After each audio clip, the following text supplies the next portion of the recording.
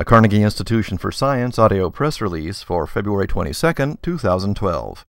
Disappearing and reappearing superconductivity surprises scientists. Superconductivity is a rare physical state in which matter is able to conduct electricity without any resistance.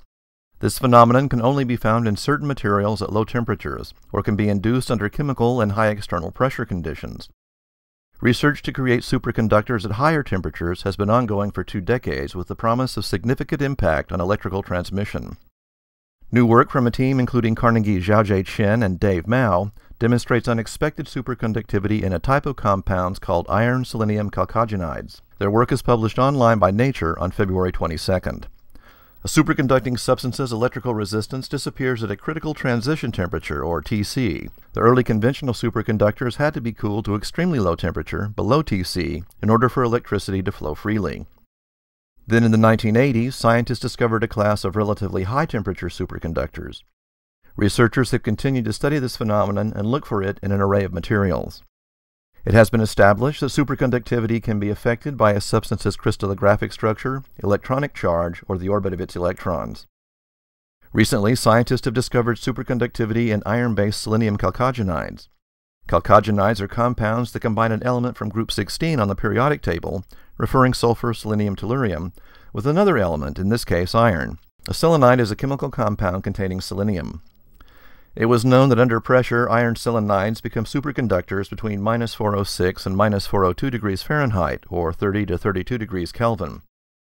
But the research team, led equally by Liling Sun of the Chinese Academy of Sciences and Xiaojie Chen, discovered a second wave of superconductivity can be observed at higher pressures. Working on an iron-based selenide, the team observed a transition temperature that started at -400 degrees Fahrenheit, or 33 degrees Kelvin, under about 16,000 times normal atmospheric pressure, or 1.6 gigapascals, and shifts to lower temperatures as the pressure increases until it vanishes at about 89,000 times atmospheric pressure, or 9 gigapascals. But then superconducting reappears at pressures with a transition temperature of about -373 degrees Fahrenheit at around 122,000 times atmospheric pressure, or 12.4 gigapascals. These observations highlight the search of high-temperature superconductivity in complex structural and magnetic materials. The researchers confirmed these results with a variety of magnetic and electrical resistance measurements. They were also able to find re-emerging superconductivity in another type of iron-based selenium chalcogenide under very similar conditions.